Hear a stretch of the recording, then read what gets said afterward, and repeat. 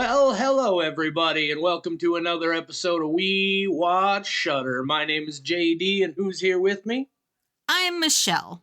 It's Michelle! It's always Michelle. Michelle. It is. And it's always spoilery on Shudder. God damn it, man. I have some things to say about Shudder, and this has been an ongoing thing since I was a subscriber to this service. We're going to talk about it when we get into the episode. Hi, for those of you tuning in for the first time, thank you. For those of you back for more, thank you too. We talk about horror movies, mostly new stuff on Shudder. That's what we're talking about today. Michelle, what's the movie called? It's called Daddy's Head. Yeah, it's called Daddy's Head, and we're going to get into why that's an annoying goddamn title in just a little while. Oh, do we want to try and do some therapy first, or is this going to be the therapy, Michelle? Ooh, I don't really have any therapy. I'm having like a panic attack for no discernible reason. Yeah, I'm having a panic attack, so that's kind of a therapy thing, but there's no reason for it. It's just who I am sometimes. Yeah, I know how that goes. So, Daddy's Head is the movie we're talking about. Benjamin Barfoot, written and directed by Benjamin Barfoot. How much did you wisely know very little about this going in, Michelle? I knew nothing about this going in except that there were a couple articles that said that it was good. And I didn't read anything. I just saw like a headline. Yeah, I sure did my best to avoid as much as I could. You sure did. We're gonna talk about that. First and foremost, though, let's just dig in to the movie itself. Do we have a descriptive script that's even usable? The one on Shudder is not usable. The one on IMDb is not usable. I can take a stab at a spoiler-free line that is not on any of them. I think I can do a pretty spoiler-free, spoiler-light one. Let's just do this on the fly here, and let me suggest this for you really quick, Michelle. Are you looking at the Shudder description? No. Okay. I'm looking at the IMDb one, and I was going to take half of it. Oh, okay. Go ahead and do it. Okay. A boy and his stepmother fear for their safety after some weird shit happens. That's gonna be the one I was gonna suggest from Shudder goes like this: a boy and his widowed stepmother find themselves in fear for their lives after they are visited by a strange and unexplainable creature. I think that's fair. We'll stop right there. That's what the movie is. Daddy's Head. Michelle, do you want to give us your spoiler-free thoughts on this movie? Yeah. So I was lucky to go into it blind. We'll get into that in a little bit. I'm not much of a slow burn kind of thing. I like in your face, no subtlety, full on blood and gore. This surprised me in how much I cared about it. I cared about the drama that was happening. I spent a lot of the movie wondering what was real and what was not, and trying to guess where the story would go. And I was not successful in where I thought that we would wind up. This reminded me of a couple other movies that are also slow burns and pretty beloved by people. So, I was pleasantly surprised. I am going to go with let's do a 4.25 for this one. 4.25 skulls for Michelle on Daddy's Head. Yeah, a Shudder JD, original. Yeah. Would you like to hit us with those spoiler-free thoughts? I would love to. Let me do this in two parts, and then we'll get into the spoiler parts. First, I just want to talk about the movie, right? I think overall, this movie is all right. It's not really my kind of vibe. I didn't connect with it emotionally the way you did. It felt like they were trying to do a sort of like a little bit of a Babadook kind of thing. That was my comparison too. And so I wasn't. And again, I was much like you. Well, to a certain extent, I wasn't sure where it was going. They don't resolve certain things. There's a thing here that happens and you don't ever really get an explanation about it. For this story, that really didn't bother me so much. But I wasn't connected to it. And a big part of the reason I wasn't connected to it is because now, in a spoiler free way and much more in just a few minutes, I got to talk about how, first of all, after I saw the movie, here are things that I can tell you. Daddy's Head is a terrible title for this movie. We'll talk about why in a little while. When I opened Shudder to watch the movie today, the image on the landing page is a terrible spoiler. There are spoilers. I went in to go on to the movie's landing page, and before I could stop myself, I read 2 sentences of the plot description, and it's full of spoilers. Like, I don't understand this. Like, presumably, several people had to look at and okay all of this promotional material, all of this design work. Why would you give all of this away when this is the story you're telling? And we'll talk about that in more detail in a little while. Overall, if I had just been watching this as a movie, I probably would have gone with like a 2.5 or a 3 because of the things that, once again, and look, I go out of my way to know as little as possible. This is shit that I had almost zero chance to avoid. And it very much tainted the experience of the film for me. The watching through this, I became very bored because there were now things that I was expecting and I was just waiting for them to happen. There were things that should have been landing with much more strength than they did. And so my overall experience with this is like a 1.5. 1.5. That makes 2.875 out of 5 human skulls. Yeah, and I feel bad about that because, like I said, if I'm just like, I can't do that. It's not the movie's fault. Let's give it the 2.5 that I probably would have gone with right down the middle.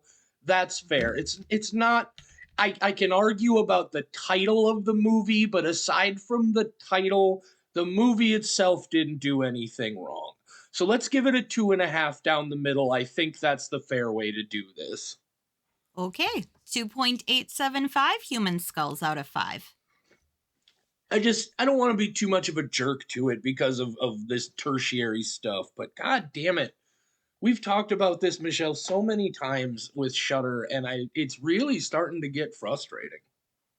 I can actually build upon that once we get to the spoiler section. Shall we go ahead and do that? Yeah, if you haven't seen Daddy's Head, go ahead and go watch it if you can. Don't look at the image or the description or literally any information. Yeah, have somebody else start it for you, I guess, and then you watch the movie. Just avoid. I even caught not a trailer, but there was like a video clip somewhere, just a quick video clip, and it had spoilery shit in it. Anyway, we'll talk about that appropriately enough in the spoilers section, which we're gonna get to right now. And you know what that means, Michelle. Well, okay, before I do the plot description, I would like to say that luckily I knew nothing about this going into it, and I managed to block out the information. I'm used to just clicking things really quickly and then avoiding them. And then I have a memory disability, so I usually forget shit by the time the movie starts. So that's useful.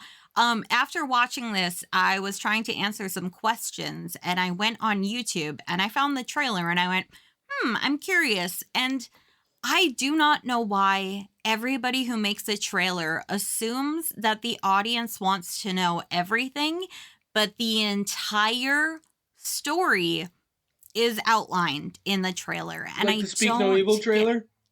Yeah, well, although I have heard the Speak No Evil trailer is actually very misleading, and it does not, that it was made for the people who saw the first, and we'd go, what the fuck, that's super spoilery, and then it's not. Well, if that's how it plays out, then I guess good for them. But man, anyway. It's on my list to watch. But it's every movie assumes that we want to know everything, and maybe you and I are an exception, and we don't want everything explained to us. Whereas other people, they go in and they're like, "Oh, the plot was surprising, and I did not like that." I wouldn't be surprised. Yeah, I'm starting to feel that way, and I don't mean this in a derogatory way at all. But frankly, if you look at the incredible success, especially this weekend, of the Terrifier franchise, what I have come to learn is there are certain people, especially with that first Terrifier film, there definitely is more story going on in 2 and 3. But it took me a while to grasp that there are absolutely a lot of people watching horror movies who don't give a shit about the story or the characters at all. They just want to see some people die in some sick and fucked up ways. They want to be startled and jump scared in their seats, and that's cool. If that's what you want, but like if you are making a movie that is centered on the story, why are you giving away the whole story? But yeah, the only conclusion I can come to is maybe there are people who just don't give a shit that the movies are spoiled for them. I don't I can know. name one And person. who's that? Jenna, who never watches the movie Jenna, Yeah, who but last week I was sitting in a hotel room with her and I went, "Oh, you haven't seen VHS Beyond? I'm going to go record in the parking lot." And she was like, "No, like you just stay here. It's fine. I'll watch the movie tomorrow." And I was like, "Are you sure?" And I right. talked about the movie in front of her, no care whatsoever. She's one of those who she does not give a I just shit. always assumed those people were a little bit more of a rarity, I guess. But god Yeah. damn it, it's Jenna is a rarity. She is a goddamn gem. like even you're not wrong. But don't tell her I said that. She's a nice lady, but I'm gonna need her to shut the fuck up. Anyway, um, Oh my god, I said that uh, to somebody the other day and I was like, "Oh my god, JD said that to Jenna at a movie." And they're like, "Well, that's really mean." And I was like, "No, it was really funny." you had You to had be to have there. been there. We were Yeah. already acquainted at that time. It was She very knew it funny. was a joke. It was fine. Anyway, yeah, I don't know, but like I said, even if I had managed to avoid reading those 2 sentences of description, which by the way, and we are still going to get to the plot summary here, don't worry, but this has just been burning a hole through my head ever since I watched it. It says in the plot description, I'm going to read this whole thing to you. The part I read first was a boy and his widowed stepmother find themselves in fear for their lives after they are visited by a strange and unexplainable creature. Now, even that might be going a little far because it does mention there's going to be a creature here. And I think if you went into this not knowing that, that might be very unexpected. But then it says something that appears to mimic a horrifying version of the boy's recently deceased father. Okay. The problem with that is that's a big fucking reveal at about 20 minutes into this movie. Like it's supposed to be startling and surprising, and instead you're just like, "Oh yeah, there's his dad's face that I've been waiting for." God damn it. Anyway, Michelle, before we go any further, you should probably summarize this plot. Yes, I will. Okay, so Daddy's head. There's a boy. His name is Isaac. You know, a normal boy name. And he has a stepmom named Laura. And Isaac's dad just died. And he does not have a great relationship with Laura. In fact, they have no relationship. This boy, he's like, "You're banging my dad, and I don't care about you." And she's like, "I would like to be nice to you." And Isaac's like, "I would prefer if you didn't." So they just have like no relationship. Isaac's about 10. I think that's important. It's not like a teenager or a very young child. I feel like 10 is an important age for this relationship. So Laura, Isaac has no other family, so she has to decide whether she is going to keep her dead husband's child living with her. And it's very weird, but she wants to try it. So they live in this house together, and things start going wacky. Laura has a little bit of a drinking problem, and Isaac has a little bit of a frowning problem. And then one day their problems combine, and there's a weird creature under the table. And now Bella the dog also has a problem, and everybody in this house has a problem. And the thing under the table goes running out of the room, and it breaks through a window. And then we're trying to figure out what the hell just happened. Well, the thing comes back, and the thing has Isaac's father's face, and it speaks in a weird, gravelly, kind of clicky way. And, you know, the reason I say that Isaac's age is important is because he's 10. And that means he's a fucking idiot. So he thinks that there's a possibility that this creature thing is his dad. And he's like, whoa, daddy, you look kind of different. And the thing's like, Isaac. And he's like, oh, okay, yeah, that's totally normal and not scary at all. So he goes out into the woods and he finds this crazy house that the creature has built. And his father was an architect. So he's like, my dad made this house for me because, again, 10. Big old dummy. And then the dog goes out and the dog gets killed by this thing. But the vet lady cannot figure out what killed this dog and says there's no animal that would do this. And Laura's like, was it a knife? Because I've got a knife and the knife is missing. So she starts thinking that Isaac killed her dog. Isaac is dumb, but he's not kill a dog dumb. That is the responsibility of the creature thing in this movie. So there's a lot of like, is Isaac crazy? Is any of this a hallucination? Should Laura be worried? So Laura starts spying on him, and then one day she sees the creature dad in Isaac's vent talking to him and explaining, like, I'm your fucking father. And Isaac's believing it because he's dumb and gullible. And then Laura freaks out, but is still like questioning whether that thing is real, even though she saw it. So Laura's kind of a dummy too. And at one point, their family friend, who was like the dead dad's friend, he comes over and Isaac says, let's go for a walk. And then suddenly it's nighttime. So, of course, the dad's friend is dumb. This movie is just full of dumb people. The only partially intelligent being is the dog, and she dies horribly, which is very upsetting. But Isaac and the friend are walking in the woods, and then the dad creature attacks Isaac's friend. And now he's in the hospital. And it all culminates in the thing coming to Isaac's room. And Laura stabs it a whole bunch. She gets real stabby, but she hit her head in the process and is all out of it. And then we flash forward in time. And the boy we saw at the beginning of the movie, who I had completely forgotten about by that point, because like, oh, and then it was kind of a nice reveal of like, oh shit, yeah, there was a boy at the very beginning. Cool. So there's a boy, and now he's a teenager or an adult. You know, he's older than 10, some smarts now. And he's just walking around the property, you know, reminiscing about the good old times. And then he gets to the place where the building used to be, where the creature lived. And he goes in and he finds a picture of himself and his dad. And then he finds the skeleton of what this creature was. And then he leaves. And he goes to a house and he walks in the room and he says something like, hey, mom. And Laura pops up and she's like, yes, son, is everything okay? And then the movie ends on what is a weird, happy note. That's so, so rare. Yeah, Daddy's head.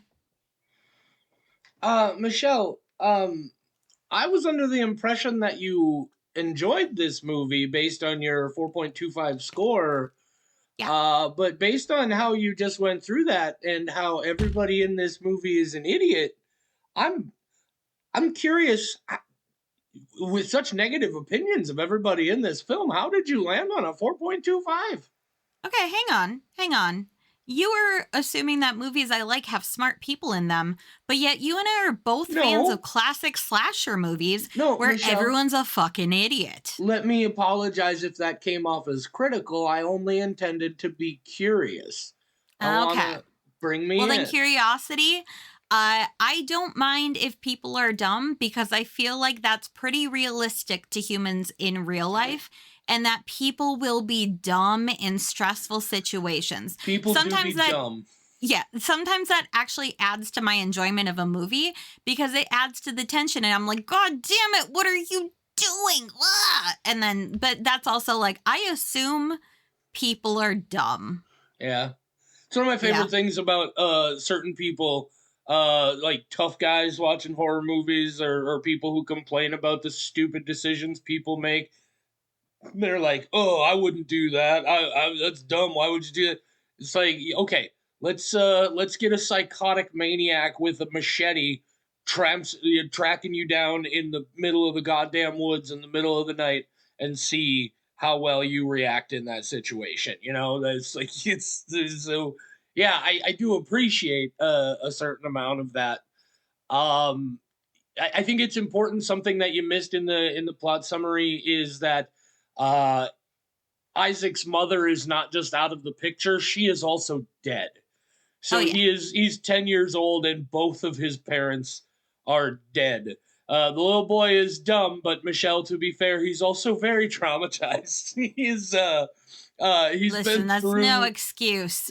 The trauma should add intelligence and Oh, life wow. experiences. Come, Isaac, His shape it dad up. just died, Michelle. Give the kid Well, some time. his dad may have died, but there's still time to learn algebra. Wow, Michelle, While he's grieving, he can never, get real deep in the numbers. I never would have expected you to be so non-sympathetic to this young man and his plight of dead parents. That's a lie. You totally would expect this from me. Yeah, you're probably right. Yeah. So this creature's an alien, right? Oh, I didn't think alien at all. Really? Okay, here, let me tell you where this came from. First of all, there's that weird thing where just out of nowhere there's that big billow of smoke and some fire, and they Hmm. never figure out what it was. And then later on, I believe it's when Isaac is talking about uh, things he claimed, at least from Laura's perspective, things he was saying the creature had told him. There was something he said. He said it was an accident, and he's not supposed to be there. And I guess just those two things together, and especially then like the shapeshifter thing and the weird skull with the empty head and everything. I guess I came down on Alien, and so I was curious if you had come down there as well. Apparently not. Where did you come down? Did you have No. any guess at all, or did you just not care? No, I thought similar to like a lot of European lore about shapeshifters. However, with what you're saying, I do think it's possible that it was an alien, but I also thought that the beginning with the smoke was a red herring Yeah, because the building that this thing makes out in the woods felt like more witchcrafty and very sure. like folk horror. And Yep. I thought the thing could be like a type of cryptid we've seen before. Um, and yeah, I went more like European cryptid Sure. shapeshifter, and that And the rest was a herring. I think the biggest part about it to me is that one line where he's like, "It was an accident. I'm not supposed to be here." I think that I read so much into that and was genuinely really curious at that point. I was like, "Oh, is this thing going to turn out to be an alien and we're going to get like a spaceship and everything?" And none of that Hmm. obviously happens. The creature just gets all stabbed up and runs away, and then they come back, and it turns out it died, and that's why it never came back. And there's its skeleton, a strangely Earth-looking skeleton, which again put me off Alien a little bit. So I was Hmm. like, it kind of looks like a person, but I don't know. Maybe that's because it, like, I don't know, did it die when it was half shapeshifted into being a person?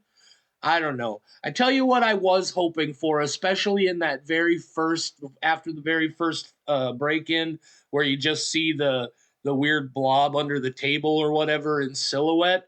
I was really hoping this was just gonna be like the kid's dad's head with like crab legs and shit coming running out of the vent. And it's just like literally it's daddy's head on crab Hmm. legs. I was really kind of, there was a part of me that was like, man, I really hope it goes there. Didn't happen. Yeah, surprisingly, this character design got to me. Ooh, I was real uncomfortable with this thing. And the thing is, it's such heavy CGI and not like great CGI, but somehow that added to the uncanniness of Yeah, it. Uncanny And I Valley was stuff for sure. surprised by how much this like, ooh, it's creepy in the right kind of way. Right. Well, and those effects work conceptually, right? Mm-hmm. Because this is this alien just doing its best to mimic this image, this face. So yeah, maybe it's, I keep saying alien, it's this thing, whatever it is, trying to mimic this face. And so yeah, and it's all done from that one picture where his dad just happened to be given that big goofy ass grin that in the context of the picture with Isaac is just super cool fun, but in the context of being on some crazy monster's face is creepy as fuck. And that's why it pissed me off so much that I saw that image just trying to watch the movie, is because especially the very first time that face appears, that should have fucked me up, and it didn't, because I was just like, oh, so that's where you see it. I was, because my only thought the instant I saw that image was, well, when is that going to pop up in the movie? And it just it was way more disappointing than it should have been. But I did think, I agree with you, that face was creepy as shit. Did you spend any time wondering whether this was a real creature or whether we would find out that there were some hallucinations or something weird going on? No, well, I guess there was one thing. At the very end, when he's back in the woods and he comes up to the hive, not the hive, but like the The nest that this building. thing had built, uh, the extremity to which it had collapsed and no longer resembled the original structure did make me wonder for just a moment if they were trying to suggest that maybe this thing wasn't what it actually was in his memories or in the flashbacks. But then we see the skeleton of this weird thing with the weird head, the weird skull, and that just threw that right out the window. So no, I was pretty sure this was the idea is this was actually happening. Oh, another thing that put me on to this creature being an alien is there's that sequence. I thought it was a dream sequence, but in retrospect, I don't think so. Where Laura sees all the flashing lights and she walks out into the woods, and there's that crashed up car with all the lights flashing or whatever just sitting there. I thought maybe it was like, some weird thing getting triggered by UFOs or something. And then of course the UFO never came, because that's always a thing that happens, right? They affect electricity and things like that. But I don't know. I'm probably reading way more into it than I should. One thing that isn't really explained, but I mean, I have some ideas of how it would happen. But one that really put me on the path of like, is this thing actually the dad somehow? Because it did have knowledge about what was going on. And that's why when it said, this is an accident, I'm not supposed to be here, I didn't think this is actually the dad's spirit. But I did think like maybe this thing can read minds and can figure out like, what your inner thoughts are, and it's trying to tap into like, this boy's dad just died, I can make him suspicious of Laura, like, because it was definitely manipulating him, and it had a lot of information, like it knew to replicate his dead father and that the father would not be around or a problem. But then so that's actually where I was leaning a lot of the time, that this creature had knowledge that it wouldn't unless it was telepathic or the father. And then one thing that did make me kind of wonder, like, is this actually the dad? Is that she finds a picture of that building in the dad's architecture office. So he did design that. And that's really weird to me. So then did this creature actually go out into the woods and build this? Did the father build this building without telling anybody else before he Oh, died?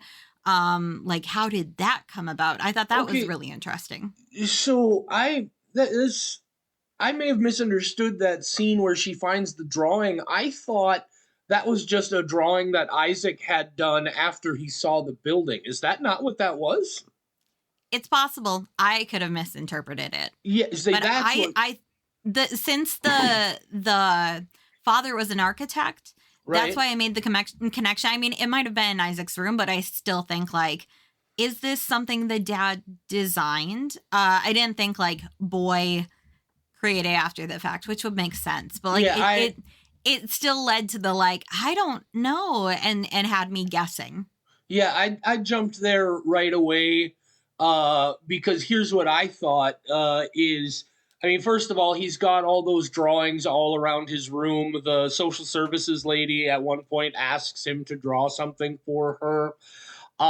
What I thought was she finds the drawing in his room after uh, we see the building, And because of how insanely stressed out she is and how crazy things have been, I thought maybe they were doing that to make it seem like, does she now think that, wait, did Isaac build this thing somehow? Like, is this all? Because there was some time there where she definitely was pushing that Isaac was doing a lot of this and faking it all. She thought he killed the dog. Speaking of that, there's that interesting scene where she's asking him all the things, and he says he did deface his father's grave. Do you think he really did, or do you think he was lying? I completely believe him. Do you? I thought he was Yep. lying. Why? It's an interesting question because if he was not covering for the creature and all those other things, why would he cover for the creature on that and say he did do it? But I don't know. There was just something about the way it was presented that made me think that he actually hadn't done it. And I thought he was confessing to that thing because he was being honest about everything else. Yeah, that probably makes a whole lot more sense. But who knows? He's a child and they're deceptive. Yeah, you mentioned something about how you came back to the grown up version of Isaac, and you had completely forgotten about the opening scene. I hadn't so much forgotten about it as I had somehow retrofitted it to believe that it was young Isaac still in that I opening did scene. too. Yeah, I Yep. was And just then I like, went, oh, oh shit, right. yeah. It's like, oh, I guess I thought he looked older, but maybe I just wasn't paying close enough attention. And then it comes back, and I'm just like, oh, so this whole goddamn movie has just been his memory while he's standing there staring at or sitting there staring at the vent in his old house.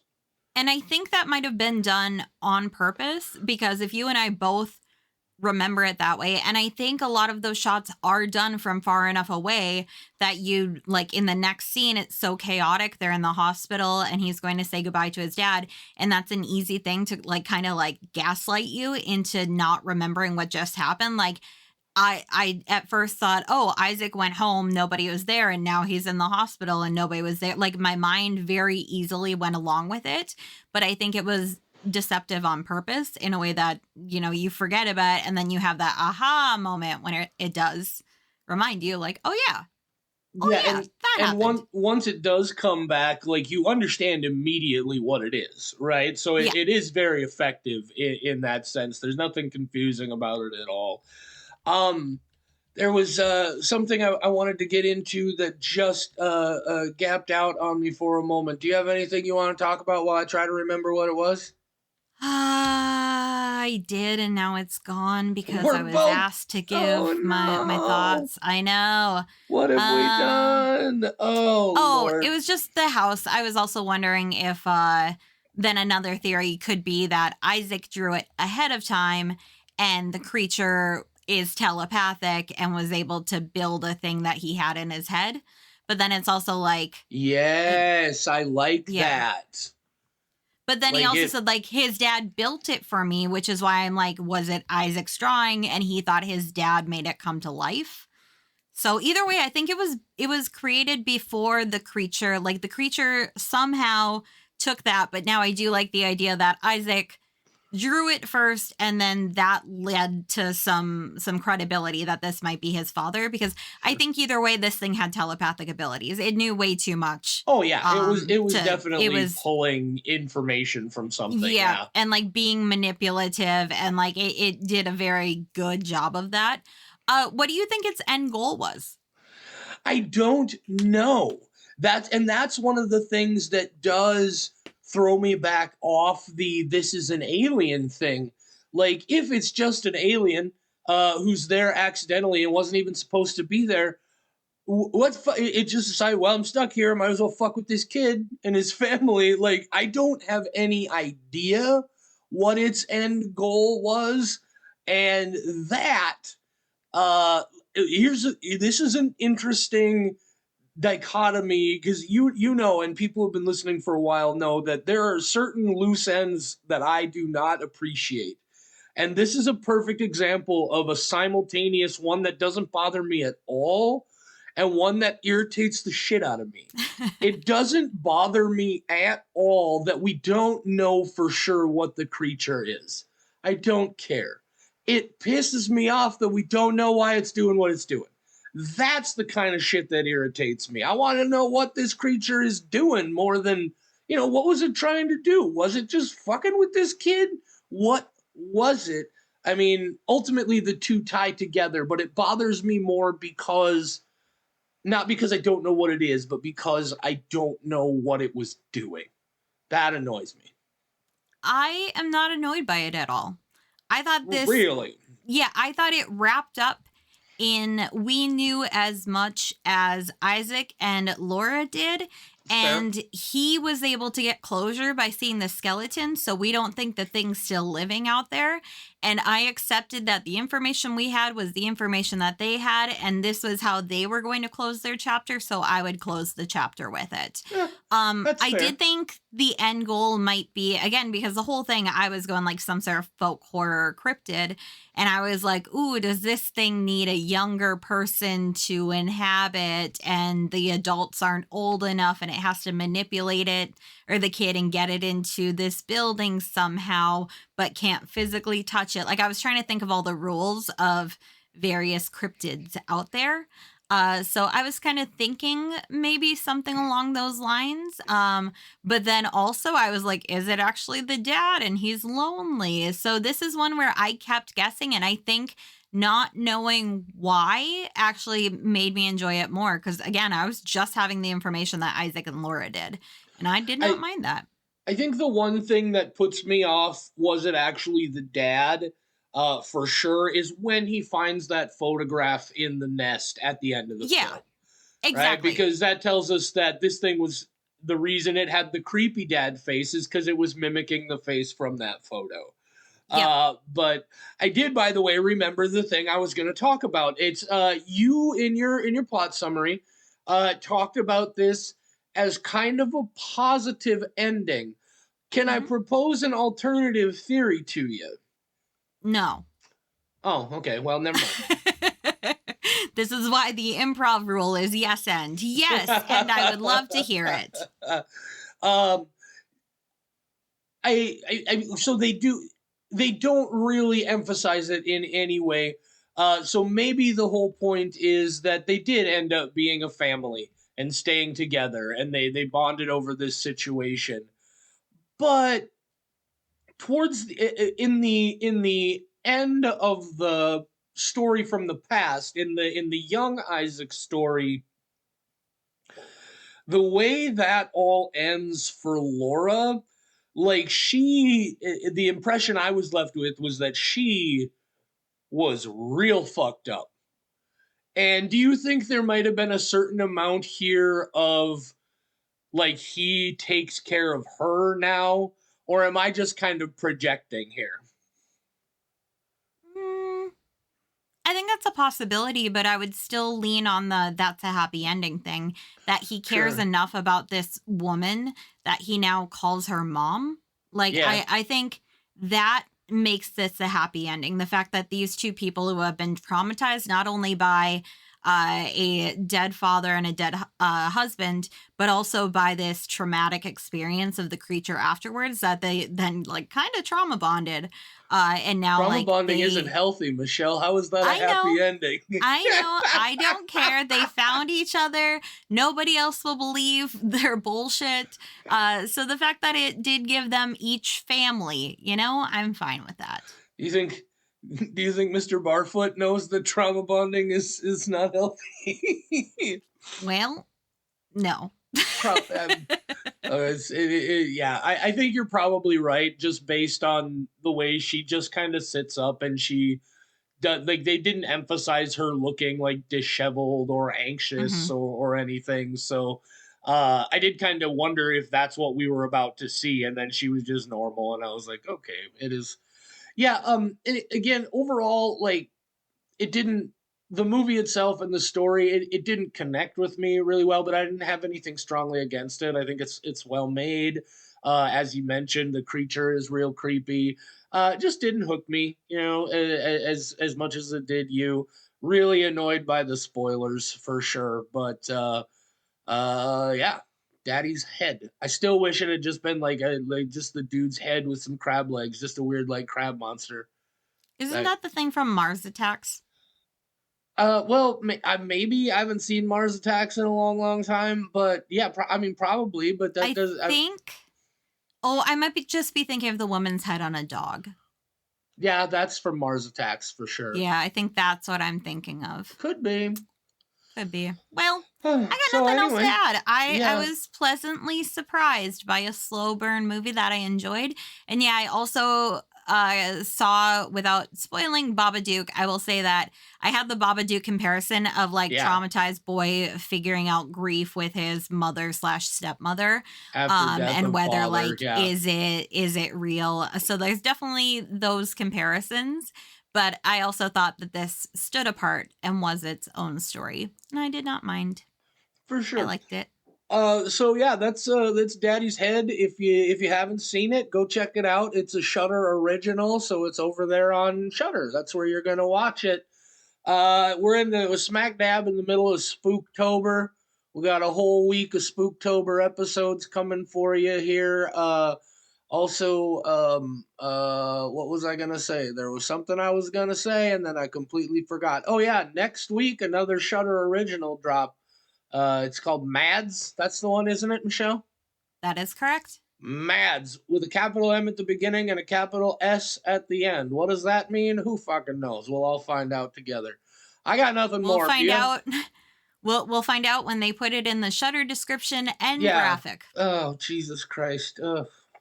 What is our Yep. life, Michelle? What I don't know. is our what's this life for? Oh God, I'm singing Creed. Say It's goodnight, Michelle. all a simulation. Good night, Michelle.